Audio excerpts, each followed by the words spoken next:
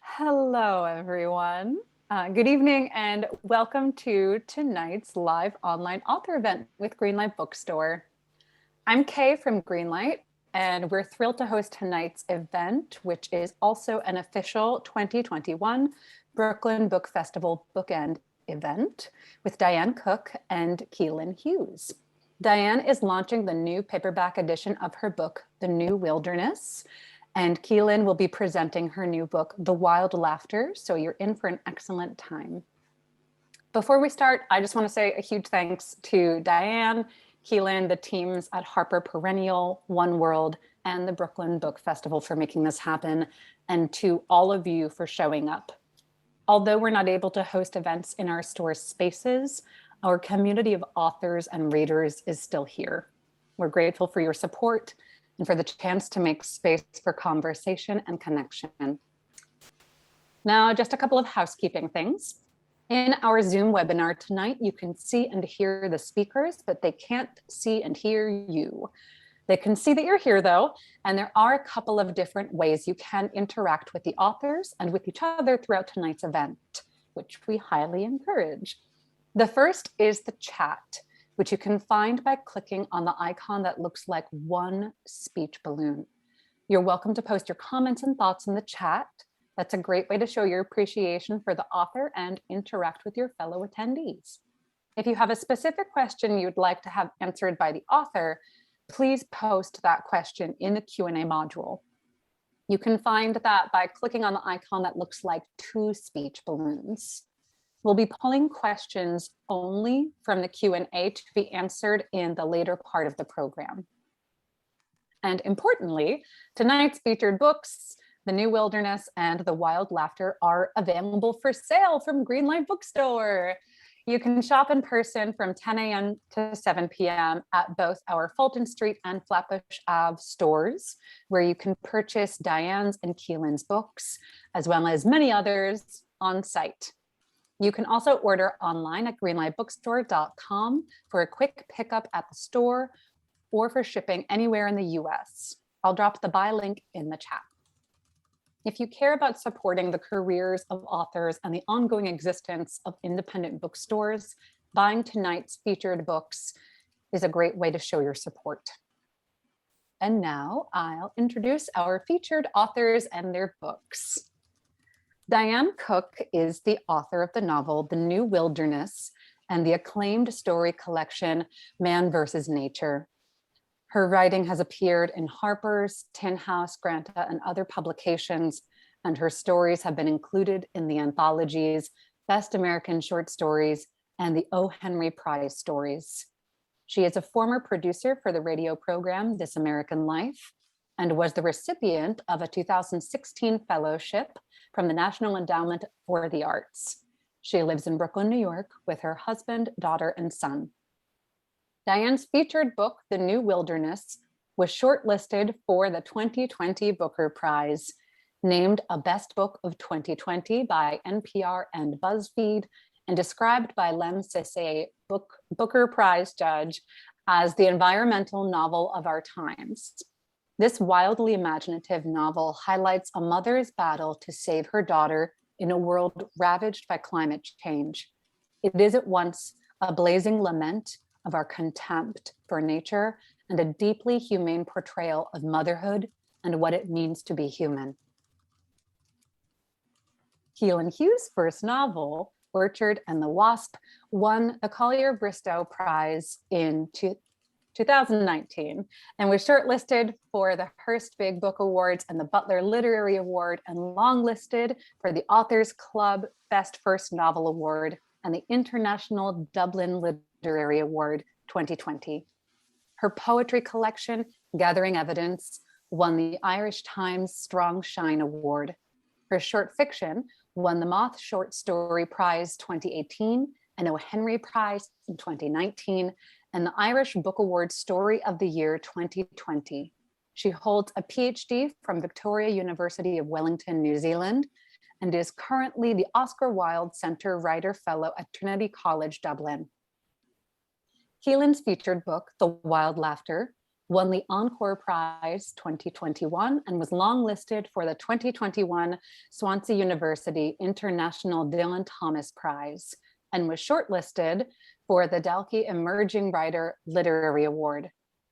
A sharp snapshot of a family and a nation suddenly unmoored, this epic in miniature explores cowardice and sacrifice, faith rewarded and abandoned, the stories we tell ourselves and the ones we resist. Diane and Caoilinn will start us off with readings from their books, and then they'll be talking with each other and with all of you. Please take it away, Diane and Caoilinn. Hi, thank you, Kay, for that. Thanks to Greenlight, my former local bookstore until I moved. Now I have a different local, but the Greenlight's still my favorite one. And thank you, Brooklyn Book Festival, and thank you, Caoilinn, for asking me to do this with you. And thanks to our wonderful British publisher that we share, who gave me your book a long time ago and had me read it. And I loved it. And I think it's brilliant. And our publisher, I think, is really great. Do you agree? I couldn't agree more. I couldn't agree more. It's very unstrategic of me, I think, to go around singing One World's praises on Juliet, maybe. Yeah. Is Juliet your editor there? Yeah. I mean, yeah, she's something else. Yeah.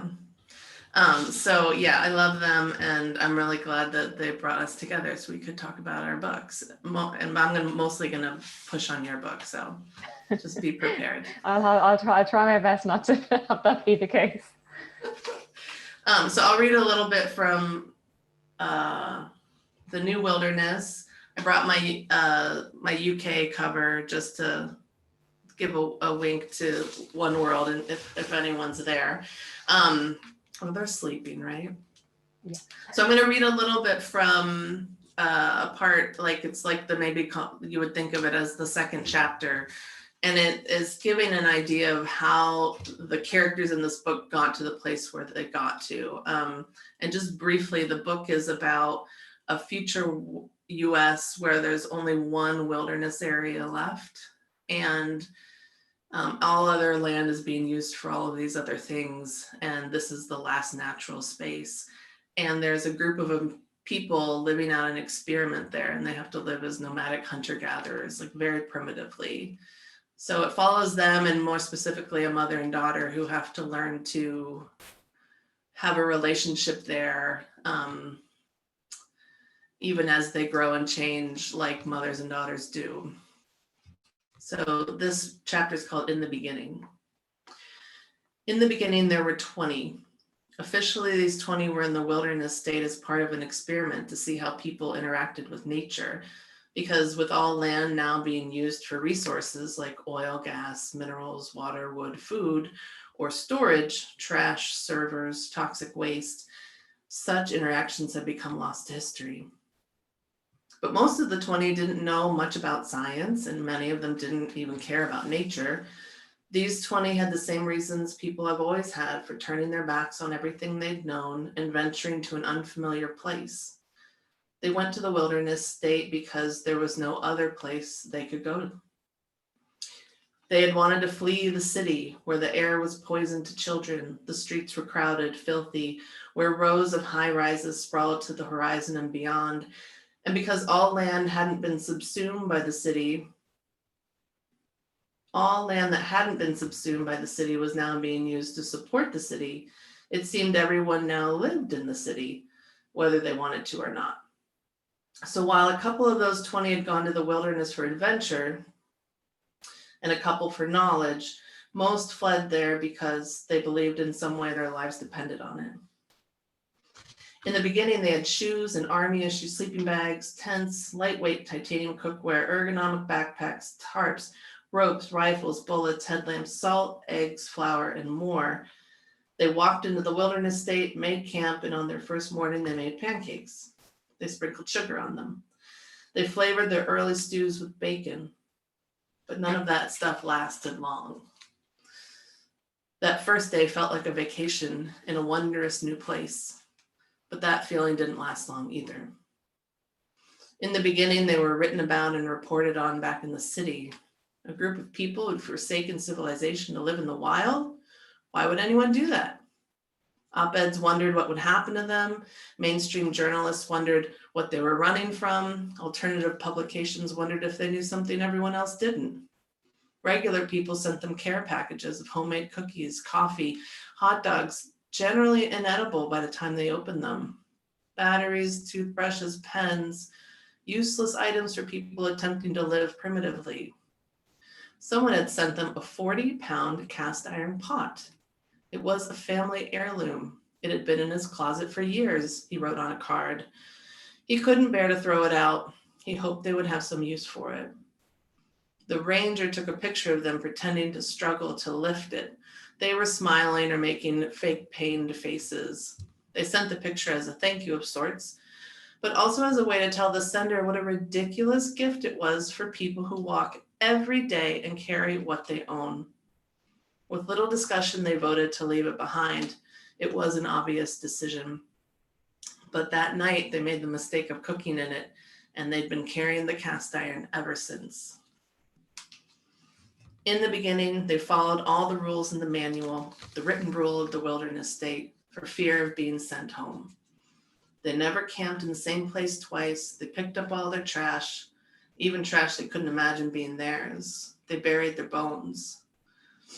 They left no trace, but that was all in the beginning. Over time, those guns and tents and sleeping bags were wrecked, so they learned to tan skins, sew with sinew, hunt with handmade bows, sleep comfortably on the ground and in the ocean, or in the open. The salt was the thing that lasted the longest, and after it was gone, they discovered that real food tastes like dirt, water, and exertion.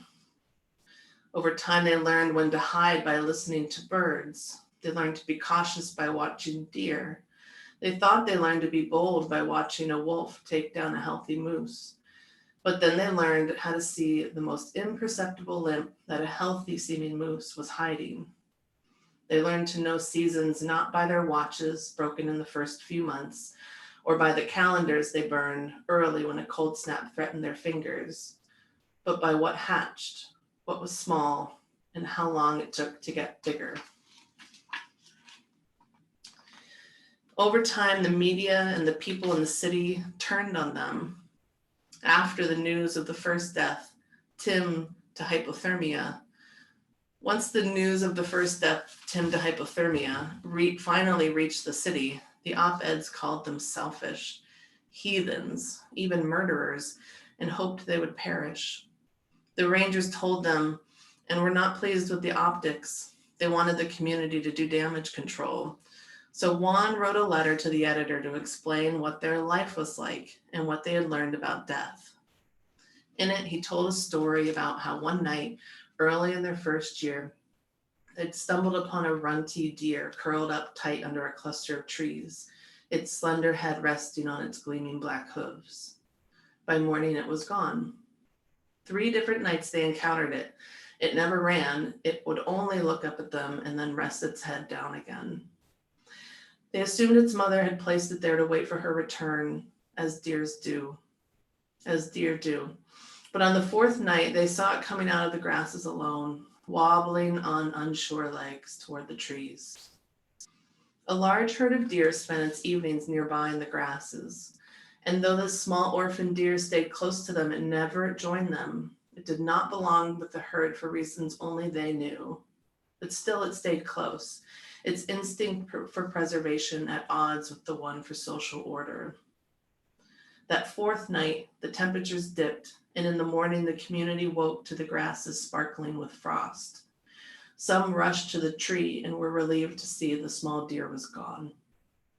But then they saw it in the first tall grasses beyond the tree.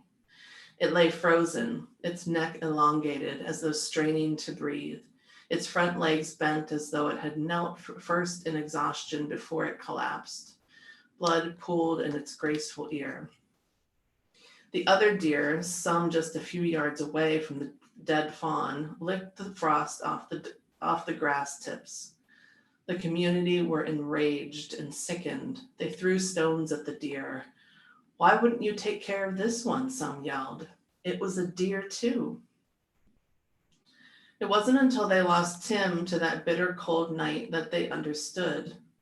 Of course, they were different from deer, but not as different as they had always imagined.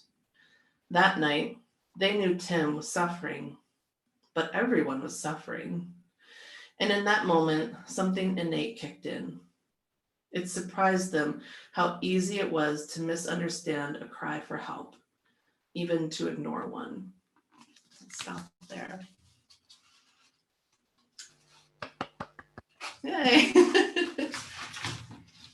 I'll get this reading underway, but I will say that my my own blurb for the New Wilderness, because I don't know if you'll let me get it in after a while, Diane, was that it's an absolutely riveting and propulsive novel. Those words are, seething with envy to how to write such a riveting page-turning book. Even on the second read, I found this to be true. Terrifying and as real as can be, epic in scale and story, granular and recognizable in people and place, surely an instant classic in our stories of survival, sovereignty, and adaptation. Cook's writing is so sure-footed, prescient, and trustworthy. It's all the reader can do to follow her.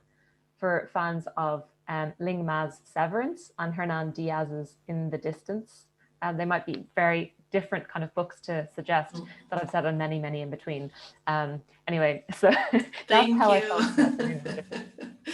Thank you. And another kind of, well, a bridge between your reading and mine is that there's some animals. No, also. I'm going to talk about that. I want to talk about those. Okay, I'm going to read from the opening of The Wild Laughter, which is just out in paperback in the US, and which is a glorious thing. I treasure paperbacks. I usually can only afford paperbacks myself, so it's lovely to have one for this book. And you don't need to know anything actually for the reading. It's the opening. Just imagine me as a 30-something, which I am. Well, I'm 36 now. He's a bit younger. Male from the Midlands in Ireland, and I'm from the West Coast. There's a difference between a landlocked place and the coast. He's called Hart. The night the chief died, I lost my father, and the country lost a battle it wouldn't confess to be fighting. For the no-collared labouring class, for the decent, dependable patriarch, for right of entry from the field into the garden. Jurors were appointed to gauge the casualty. They didn't wear black. Don't they know black is flattering? The truth isn't. They kept safe and silent. I didn't. When is a confession an absolution, and when is it a sentencing? I'd like to find out. I suppose there's only one outcome for souls like us. Heavy-going souls, the like of mine, and the long-lost chiefs, and not a good one. But I'll lay it on the line, if only to remind the people of who they are. A far cry from neutral judicial equipment. Determining the depth of rot that's blackening the surface can't always be left to deities or legislators. Sometimes what's needed is to tie a string around the tooth and shut the door lively. 2. He was a bright young thing, my brother Cormac. His mind was a luxury. The face was rationed, it must be said, but there's not a body with everything. Part T-Rex, part pelican. Picture that menace of features. Close-eyed, limb-chinned, skin thick as the red carpet he imagined laid down beneath his wellies, tall as the door he expected to be let in. When he was 12, he looked 20. The mind was ahead too, as I said. The odd girl went in for such a harrow of a fella. The odd girl, and not the even, on account of his brains and his chesty conduct. Not that he was liberal with it, his cleverness, but there was the atmosphere of it. Knowing at any moment something you'd say would be turned inside out like a child's eyelid, to traumatize you, to show you the violence behind it that you never meant. Or maybe you did. I might have voiced some innocent idea, some vague concern about a spray the chief was sampling, and Cormac would go, yeah, atrazine. It's no fucking DDT, but it's been proved to be an endocrine disruptor. Environmental Protection Agency done a ton of research on amphibians, showering them in new compounds, and the creatures wound up with extra pee holes, a surplus set of balls, or a quarter fanny 2/5 bollocks. Scramble their sex organs, so it did. Foul stuff in high doses.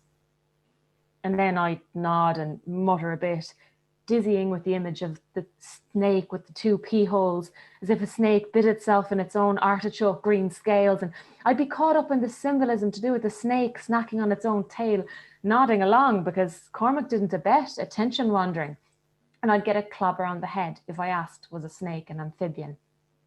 He'd have clocked my yeah saying, and he'd go, so you're anti-pesticides, would you say?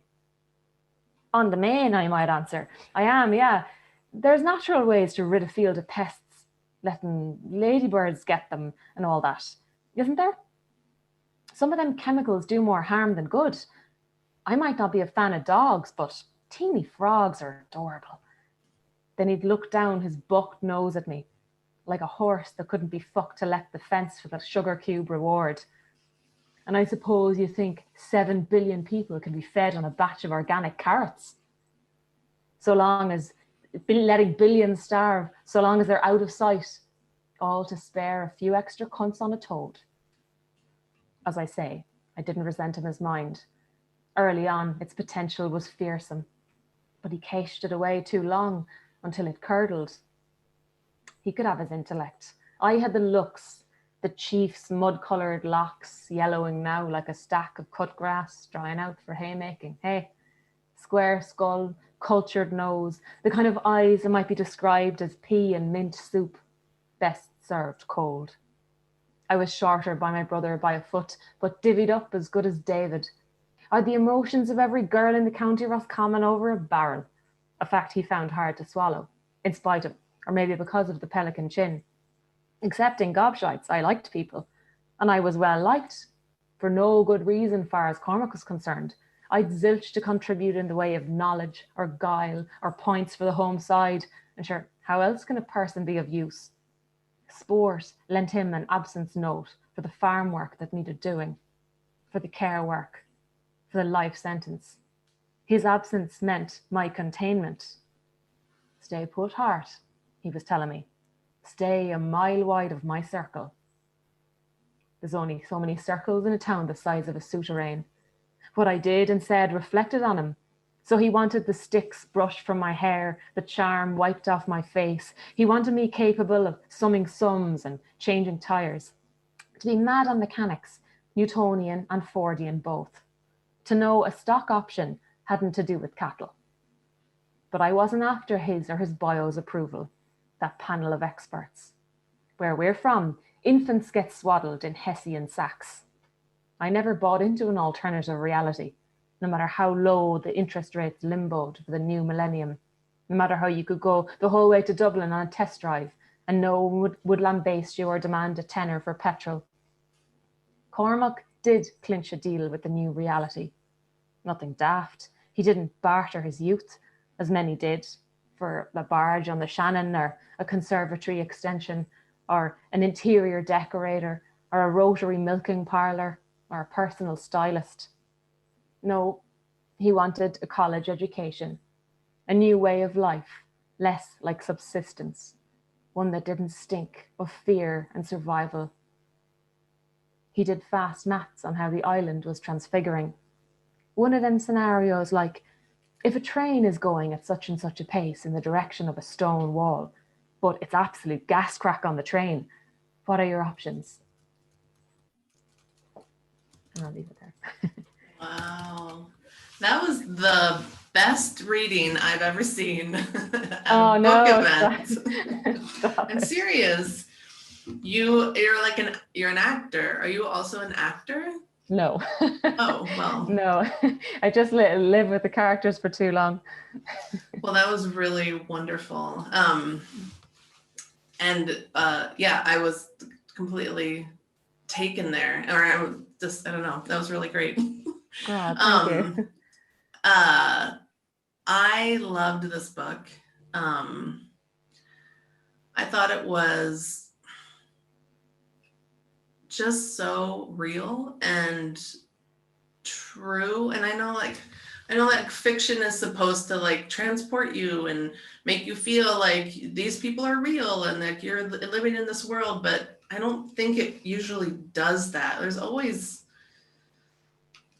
kind of this fancifulness to it. And with your book, it just felt like I could have been reading someone like straight from someone's mind living in that moment. Like it just felt honest and real and true. And I just loved everything about it. Like it's so funny and it's so heartbreaking. And the characters are so specific and also different. And so I wanted to first ask about the characters because you are writing from a male point of view, and you do it really well, I think. I mean, I'm not a man, so I can't say, but it seems really good to me. So I just wanted to know what that experience was like, taking on a male point of view. Had you done it before?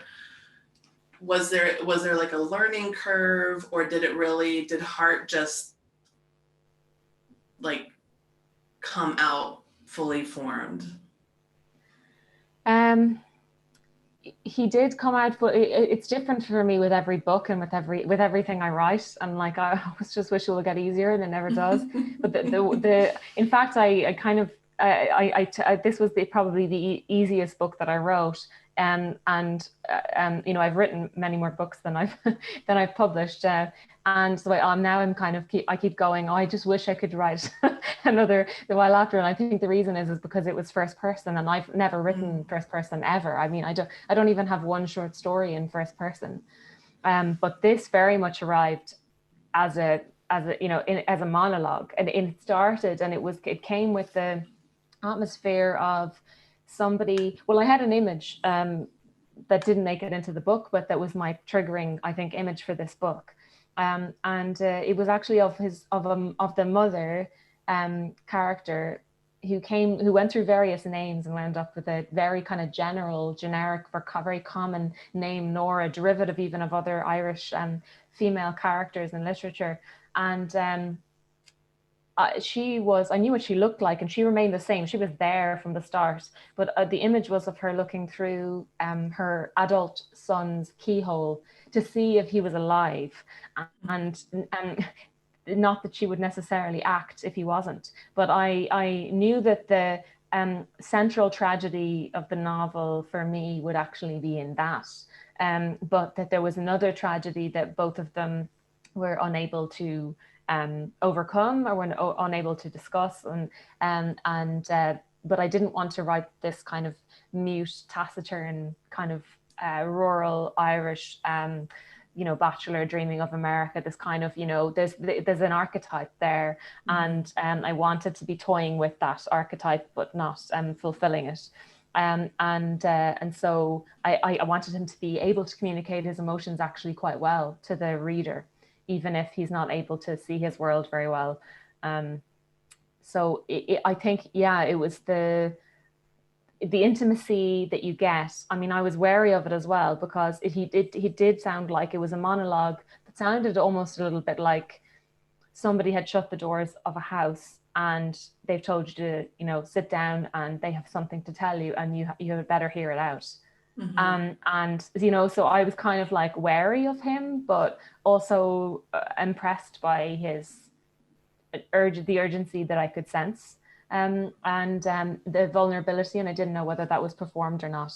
So there was it was very much, I write into the dark without any plan or anything, so I tend to write in one draft and go very, very slowly and discover the thing along the way. So that's that's very risky at the beginning, when you don't know what the character's going to be like, and you just have to kind of trust your subconscious and hope that you're not like a deeply loathable person or narcissist or something that that's going to be revealed, because there's no going back. Like it's like a cold sore, it comes out and it's there, and you have to just, it's like novels are like permanent cold sores, they're just there on your face. showing all of your anxieties and system failures. Um, and I mean, there is an overlap with B. I think I was reading it as Bea when I was reading, so that's probably really annoying to find out. No, you know what? It was always Bea to me. And then this is the main character in my book. It was always Bea, and then once I started giving it to people, they just started calling her B, and I stopped correcting them. Okay. So it could be whoever you want it to be. Okay. But she's also someone, like, was that the process for you, and just or do you kind of plan, and so that renders this question moot, because you would kind of know then how she's going to behave, and you'd know a certain amount about her? Or was it a case that you were discovering her on the page as she interacted with the environment and her situation?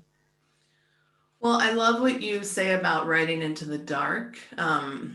It's such a lovely term for it. I always, with short stories, which is what I was writing before I wrote this novel, I would always like write, just look, like writing myself into like corners, and I wouldn't know where I was going, and I would be looking for this experience of surprising myself as I'm writing, which to me is like the best moment in writing, where you just, something else is taking over some part of your brain and is dictating to another part of your brain what to do. But with writing a novel, I couldn't do it that way. Like I couldn't write into the dark. So I ended up kind of having a light structure. I kind of knew where things were going. So I had the essence of B. I had like just the one sentence story of the novel. And then I started to kind of take notes to myself and create a world and create characters to populate it. And I knew that I wanted to write about a mother. And I knew that I wanted to write about her daughter. And I knew that I wanted the mother to be conflicted about being a mother, not necessarily like a mother in general, but a mother in this moment in time, a mother in this point of a relationship.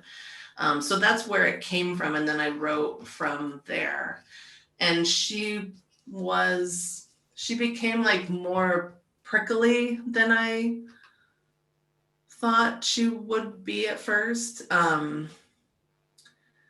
There's a point though at the book where she gets, she's kind of challenged to, tested for her her capacity to be macho, and her capacity potentially to be kind of alpha. And that I found really interesting. I don't think that if she was less kind of, prickly, I suppose is kind of a word that you're not sure quite what it means, because you would imagine prickly means kind of touchy. And I don't know, maybe you disagree. I don't remember her being particularly touchy. Like she's, it's more that she's cultivated this resilience, and it does kind of, she's still undecided in which way she's going to go, or it's undecided. It seems like it's undecided, and just that, I guess, aspect of it, I'd be interested to know, like, was there still room for that shifting as the novel progresses? Because then that's connected to the larger thing about her role. You can have somebody surviving, and you can have them be resilient and train themselves and come up with find a way of reconciling their ideology with their actions. But she's essentially it's the scenario where you have her child is directly damaged by the actions that her and previous generations have taken. And that's the wicked problem. It's the I think there's scientists have a really creepy term for something that's a wicked problem. Like there's like a double wickeding that goes on, and that intergenerational kind of unfairness, the robbery and violence done, which is wicked, because if you think about it, like, what can her daughter or the younger generation do? Like, what can they do? Euthanize their elderly?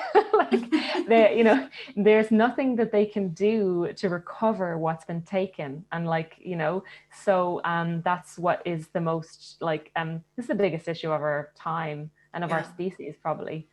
Yeah. Were you, so were you were you kind of aware of that when you were thinking of her character, because she bears that sense of like whether or not how she's going to deal with those ethics, Mm-hmm.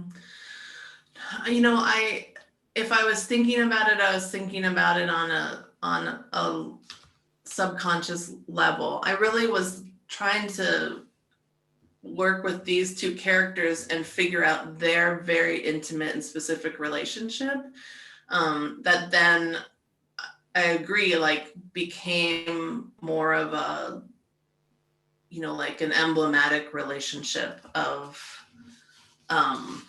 parents and children, or generation to generation, or this, woman to woman passing down of,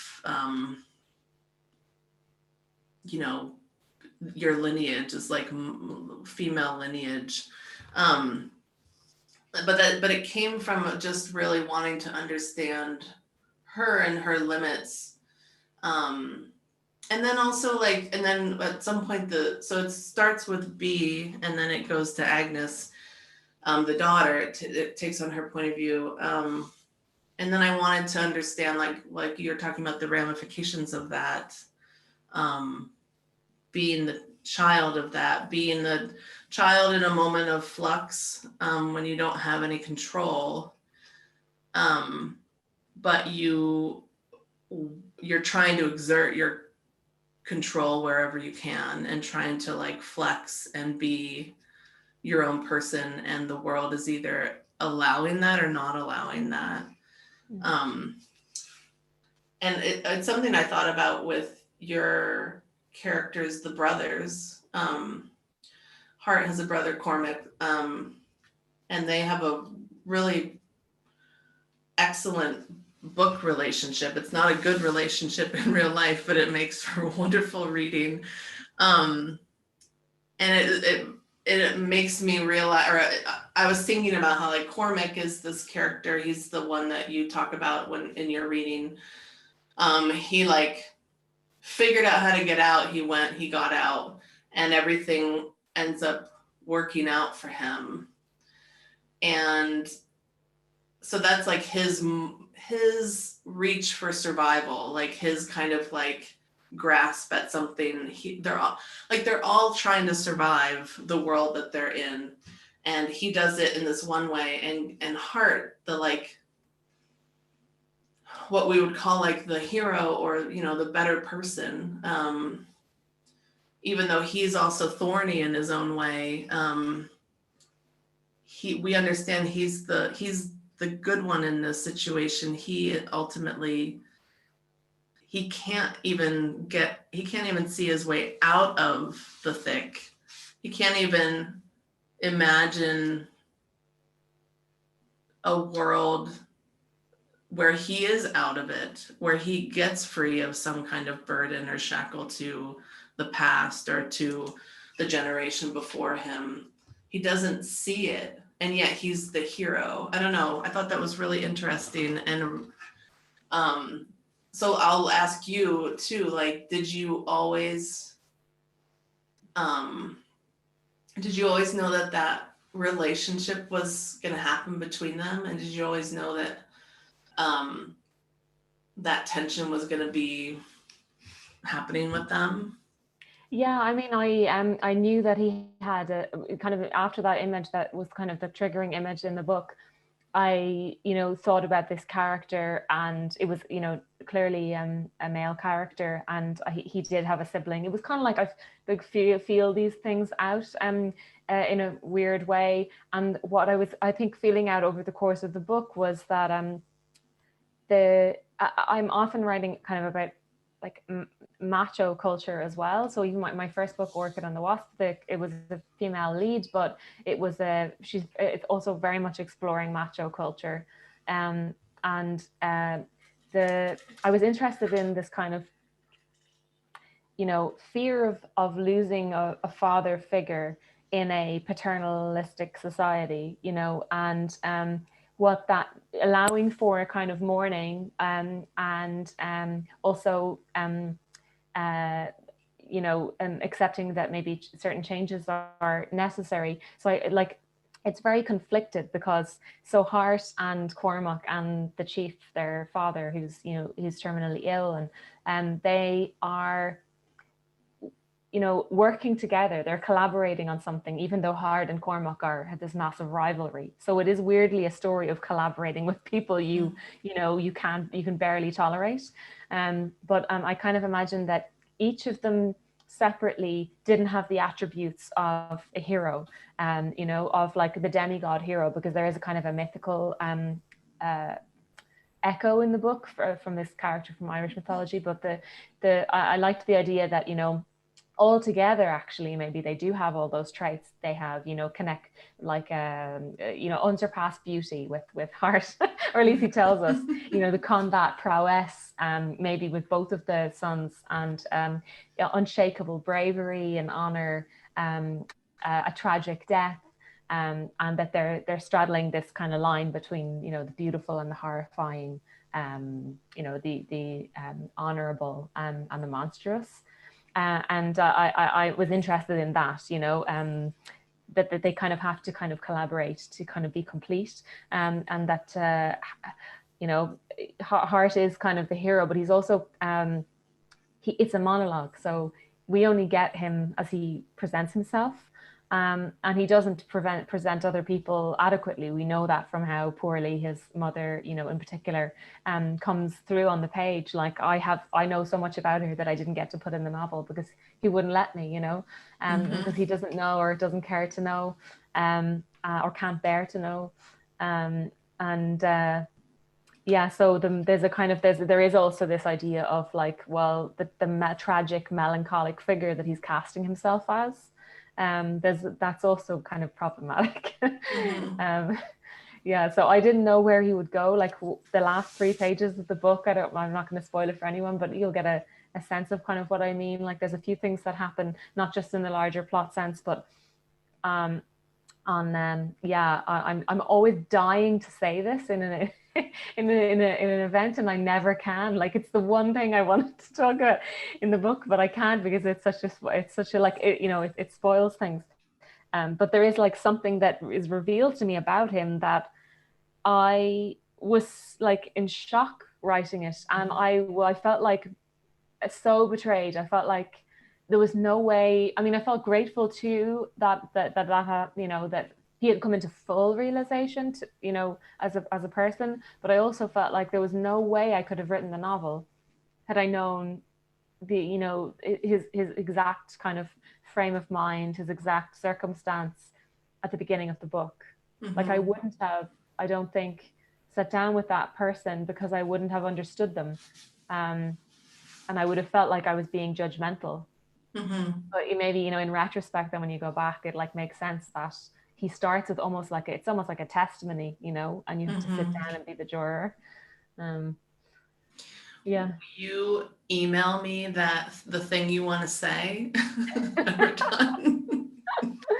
Because it's so fascinating, because he kind of seduced you a little bit, which goes with his character, because he is wonderfully, like, very keen on himself, and it's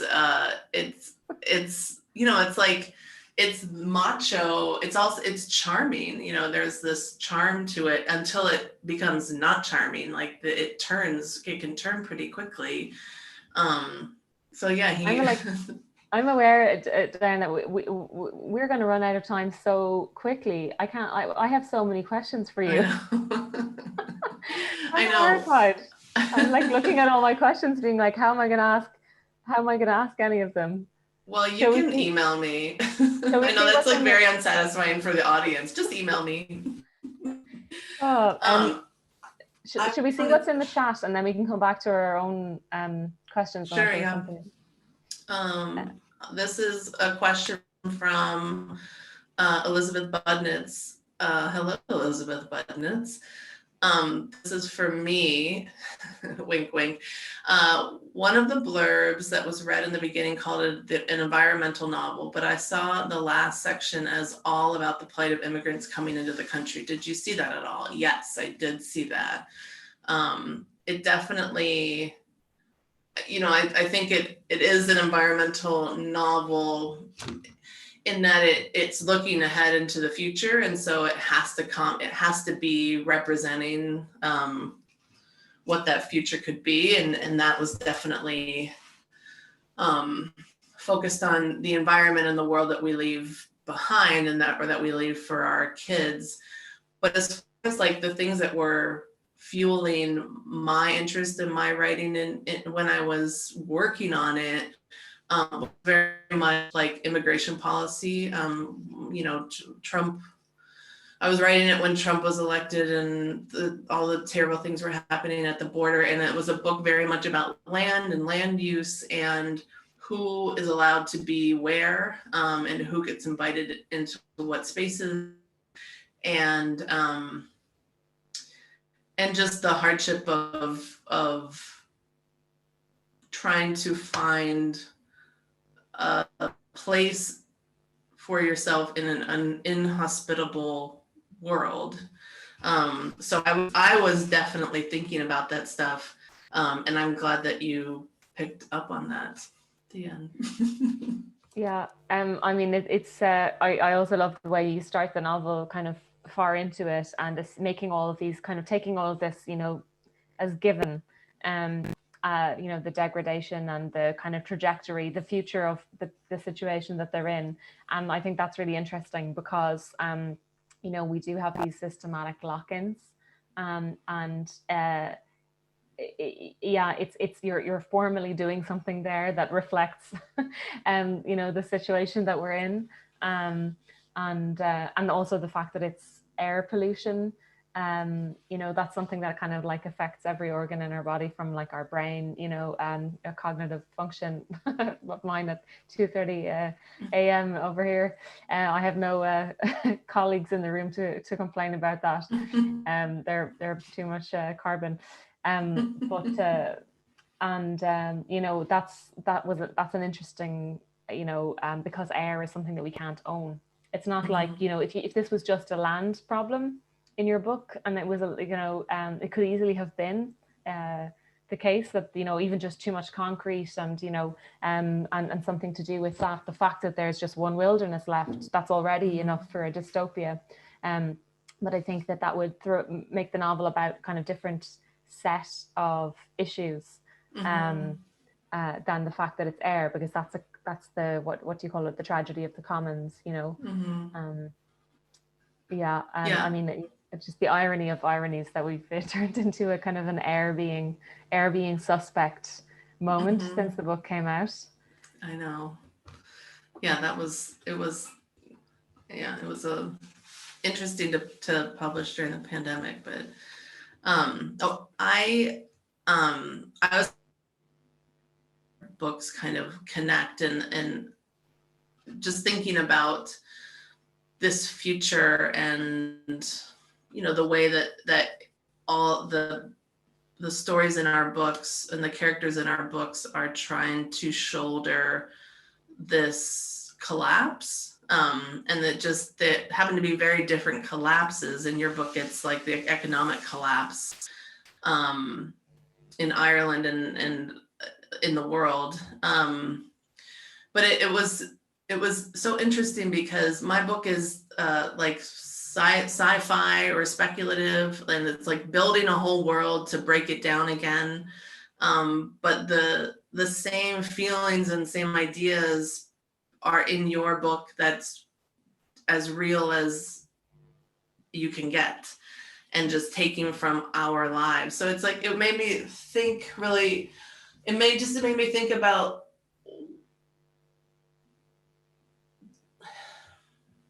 like why we often build worlds to tell the stories that are actually just happening in our world around us. You know what I mean? Like, you didn't have to look elsewhere, and you didn't have to make a world in order to, even there's like a thin layer about just like a climate future in your book I picked up on. I don't know if that was purposeful, but yeah, I mean, I guess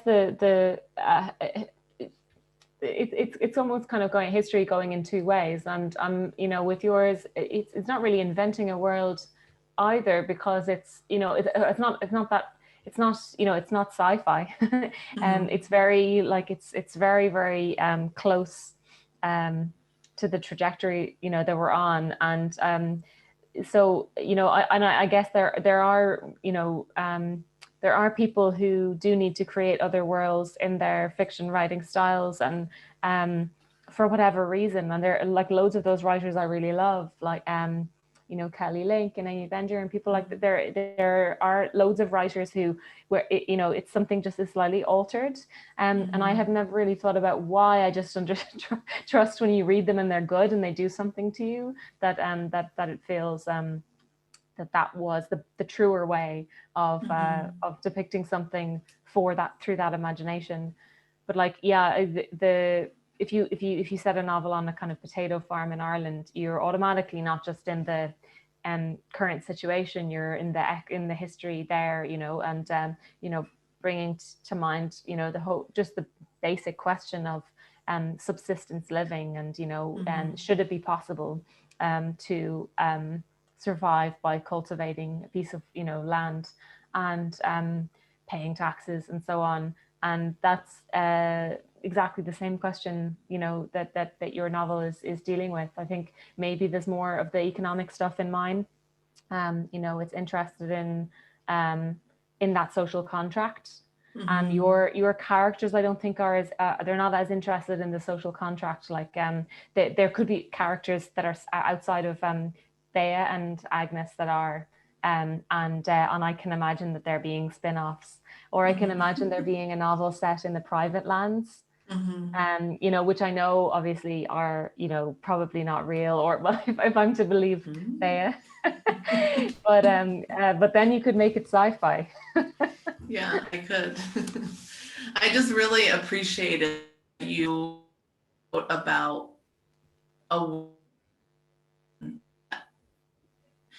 it had the weight of a world collapsing, even though it's something that happened to lots of people, and that, you know, unless it happened to you, you only know about it in a news way. You know what I mean?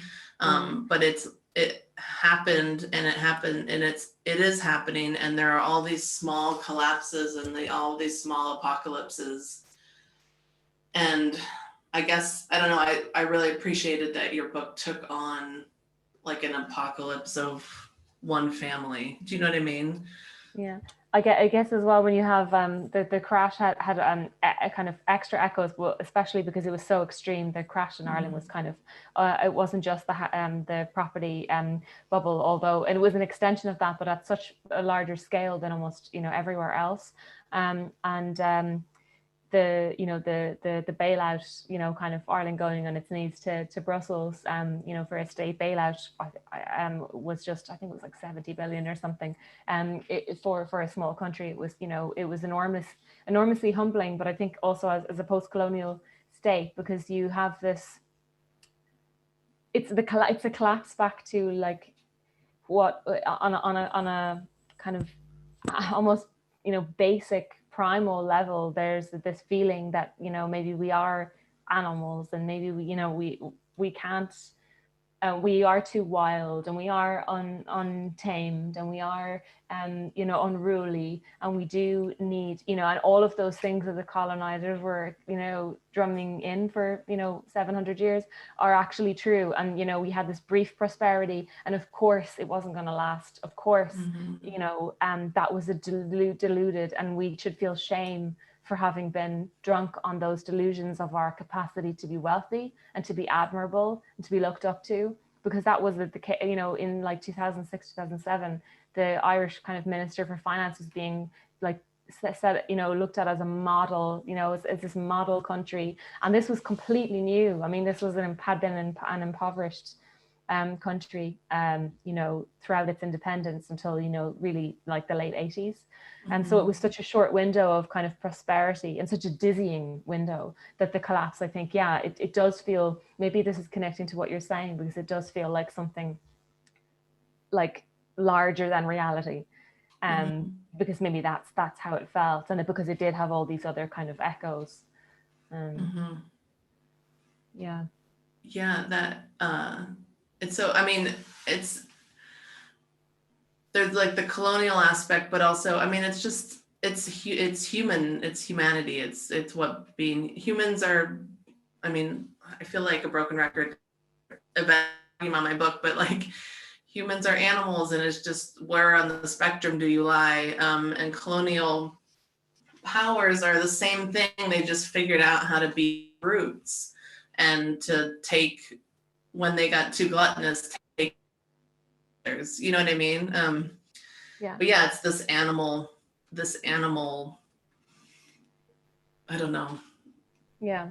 And then the colonial factor, I think, you know, I would argue kind of has morphed into neoliberalism, just that environmental kind of system that comes with austerity. Like that was the other thing that, you know, until austerity afterwards. I guess the US did as well, but maybe it wasn't put in those terms, and you didn't have this kind of European bank like holding you to fulfilling your debt obligations, and so there wasn't the sense of like penance. Not at all. Not at all. But I read an article or an interview with you, and you were talking about this, but say more about that idea. Yeah, that of penance. Yeah, the Irish thinking it's their fault. Yeah, I'm trying to think of what I must have said. Oh, I think you already said it. I don't know why I said, but it was really interesting, and it made me have the thought like, oh, that's so un-American. Like we're just so, I don't know, I'm not even gonna start, but that was not the feeling here, I don't think. And maybe I think, you know, like in the chat, if they can. I was thinking about earlier, like the differences between, because I was like, oh, this event with Diane, probably stuff with land. I like in the description of the event, we said stuff to do with like land and you know, ownership and stuff. Maybe I should get my brain thinking about that. And then I was going, what's the history of land ownership? Like when did land ownership start? And then I was thinking monarchies, okay. And then and they thought that God gave the land to the monarch, to the realm, and then the kings don't own the land, but the kingdom does, and then it gets distributed. You know, people get to tenant the land, and then and then it eventually turns into, okay, it becomes industrialized, and becomes, okay, in America, they did have monarchs? No, they didn't have monarchs. So I was kind of thinking about it, and I was looking it up, and then I was reading about this, the Homestead Act in 1862, which like opened up all these millions of acres to Americans to run their own small farms. And that is like, how formative must that be on a people's psyche? And obviously it was not till a little bit later that all citizens, you know, Black citizens too, where this was opened up to them. But it would be formative, the idea that you can, that there might be actually some kind of right, that if you're willing to take on some difficult land and you're able to make it fertile and, you know, and productive, then you can have that, and you don't need to buy it. There doesn't need to be an exchange of some other kind of property for it. And then you transition into the, you know, your mano who said, get big or get out, with the massive farms that you have now, and, you know, goes downhill. Yeah, it does. It goes downhill big time. Well, I hate to interrupt, because I feel like the two of you are so naturally in conversation with one another that it really could be like another hour of this incredibly interesting, fantastic, nuanced conversation. So thank you both so much. Maybe you two will do an event together again sometime, because that was really, really lovely. And thank you, all of you, for joining us. Don't forget to buy your copies of The New Wilderness and The Wild Laughter in store or online at greenlightbookstore.com. Thank you so much, everyone. Thank you, Caoilinn, and thank you very much, Diane, as well. Thank you, everyone. Thank you so much. Thanks so much. Bye, thanks. Thank you.